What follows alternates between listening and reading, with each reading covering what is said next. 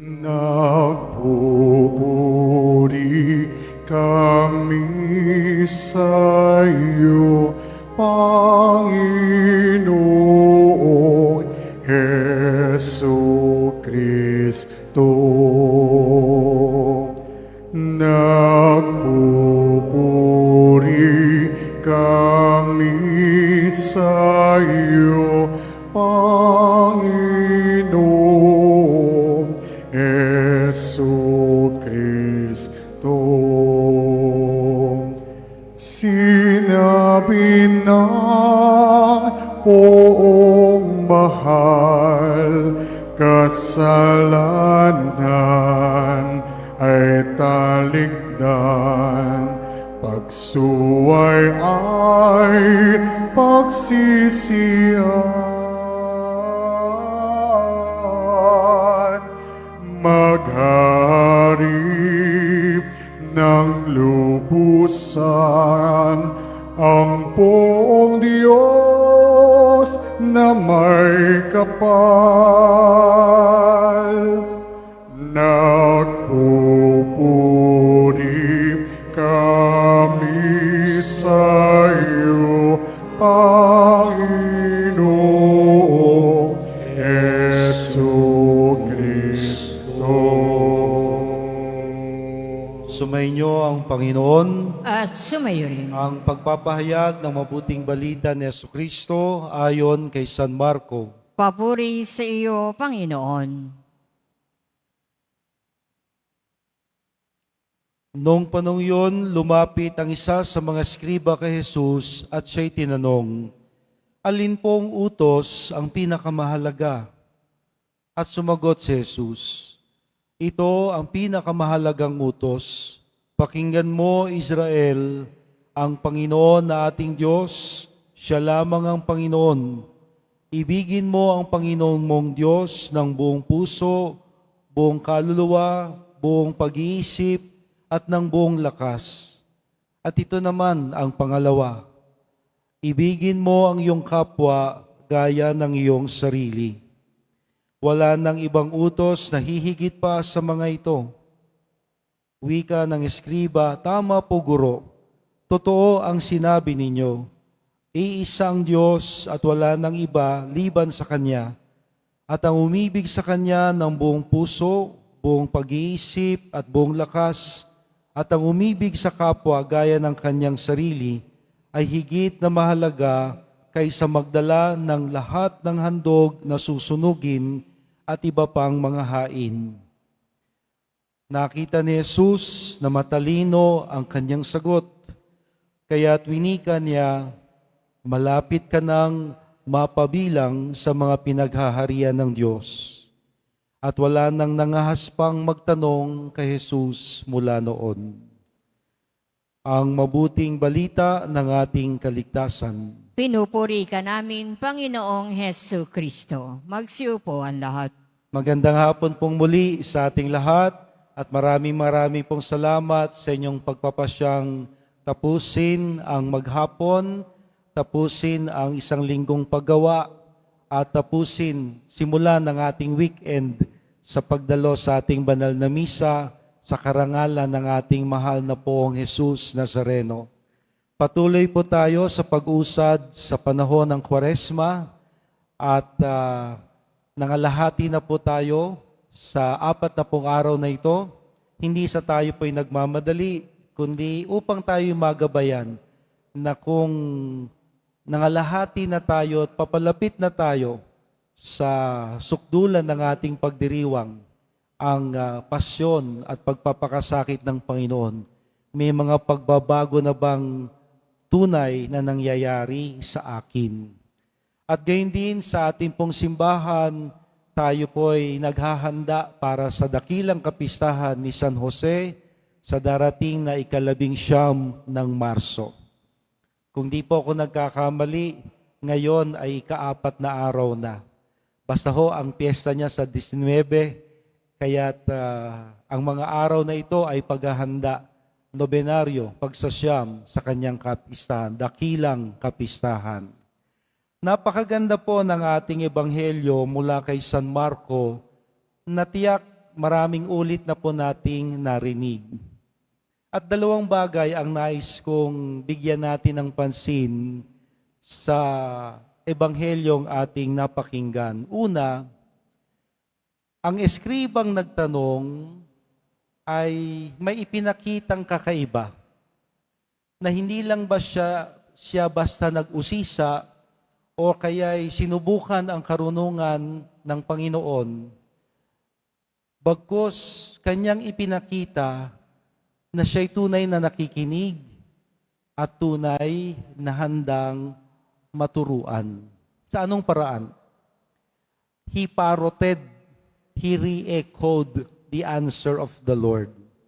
Inulit niya, binigkas niya sa sarili niyang salita ang narinig niya mula sa ating Poong Jesus Nazareno.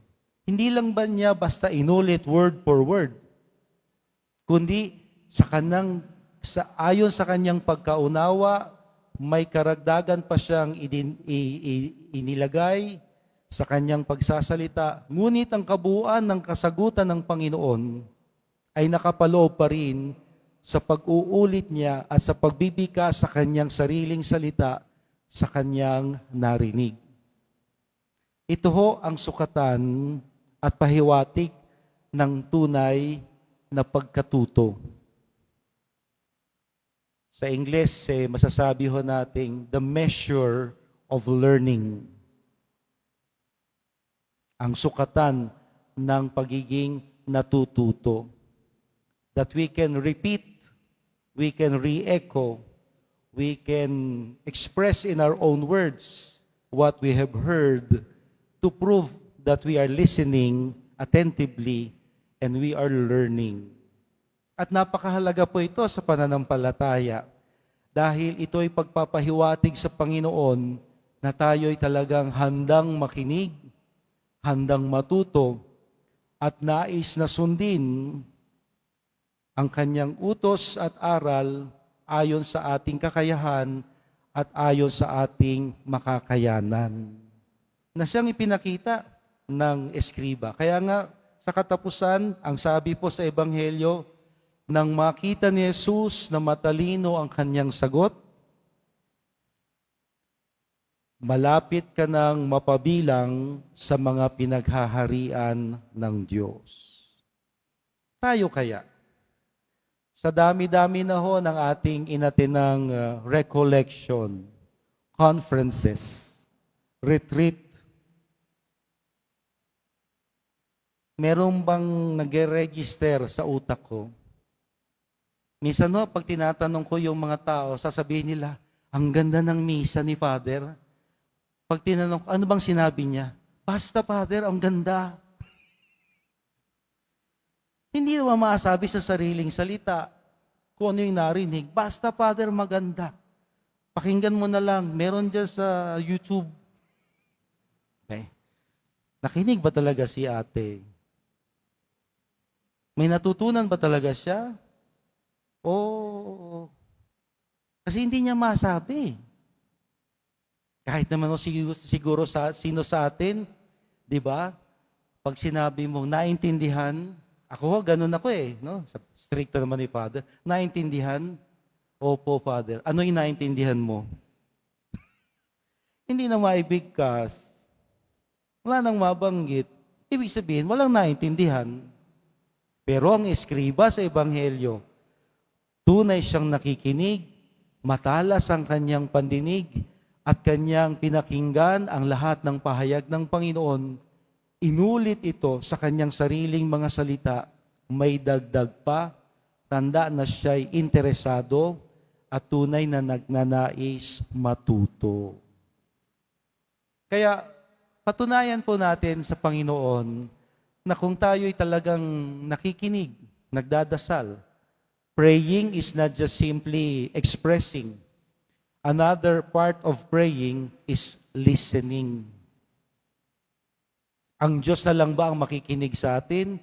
O kaya ko ring pakinggan ng Panginoon na yung kanyang pahiwatig, yung kanyang mga paalaala, ang mga bulong at ang mga pahiwatig, payo ng mga tao, Lahat ba'y inilalagay ko sa aking isipan at puso, may pitak sa aking puso, na ito'y kaya ko nang sabihin at gawin sa aking sariling mga salita at kakayahan, tanda na ako'y nakikinig. Sana po ito ang bunga ng ating mga ginagawang sakripisyo, pagninilay ngayong Kwaresma. Meron hong nag-request ng misa para sa pabasa. Tinanggihan ko po. Kasi sabi ko, magbabasa na naman sila. Nung last time na ako'y nagmisa, ako'y nagtanong, hindi naman nila masagot.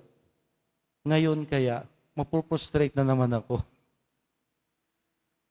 Taon-taon ho natin ginagawa ang ating mga sakripisyo tuwing mahal na araw, Kwaresma. Sana, tulad ng eskriba, tayo'y nakikinig upang tulad ng Panginoon sa atin niya sasabihin, di ka nalalayo sa paghahari ng Diyos. At ikalawa, kapansin-pansin ang tanong ng eskriba, ano po ang pinakamahalaga sa mga utos?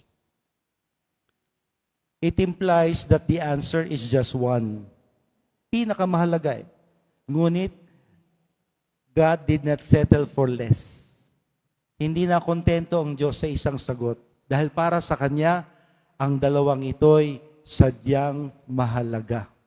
Ibigin mo ang Diyos ng buong mong isip, puso at kaluluwa, at ibigin mo ang iyong kapwa gaya ng iyong sarili. Marami ho tayong palusot sa utos na ito. Na yung ginagawa ko sa Panginoon, understood na yan. Alam na ng Diyos, para yan sa iba. Yung hindi ko pagsisimba, pero ako'y mahusay sa charity, kawang-gawa, pagtulong sa kapwa, hindi ako nagdadasal, hindi ako pumapasok sa simbahan, kay Lord ko yan ginagawa. Huwag ho nating lokohin ng Panginoon. Ang Diyos na ang sumagot at maliwanag, categorical, His answer was, ibigin mo ang Diyos ng buong mong puso at isip at kaluluwa. At ito ang ikalawa, ibigin mo ang iyong kapwa gaya ng iyong sarili. Hindi po ito mapaghihiwalay. Hindi pwede tayong mamili na isa lang, ang isa hindi na.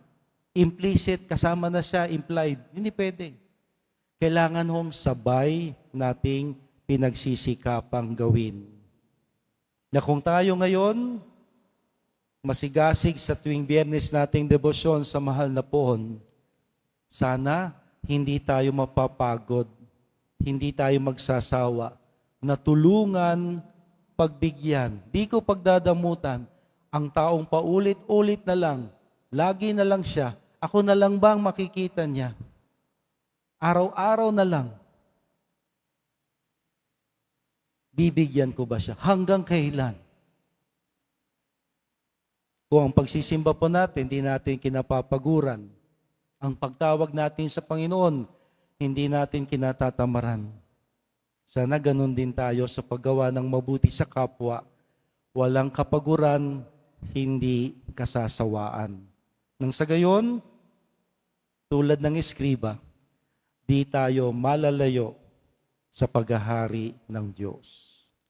Kaya ngayon pong tayo'y nasa kalagitnaan na ng Kwaresma, kasabay ng ating masigasig na paggunita sa pagliligtas at sakripisyo ng Panginoon, pahalagahan ho natin ang sakripisyo ng iba. Tulungan natin sila. Alalayan natin sila. Marami ho ang nahihirapan sa sitwasyon natin ngayon. Alam niyo na, ang mga problemang pandaigdigan na mayroong bunga sa ating personal na buhay. At sana ang ating sigasig sa pananampalataya at debosyon sa mahal na poon ay hindi ko kapapagurang ipakita at ipadama sa pagtulong ko at pagdamay sa bawat isa na siyang larawan ng Panginoon sa mundo kong ginagalawan. Ang pag-ibig ko sa Kanya ay madadama ng iba. O mahal na pong Jesus Nazareno, kaawaan mo kami.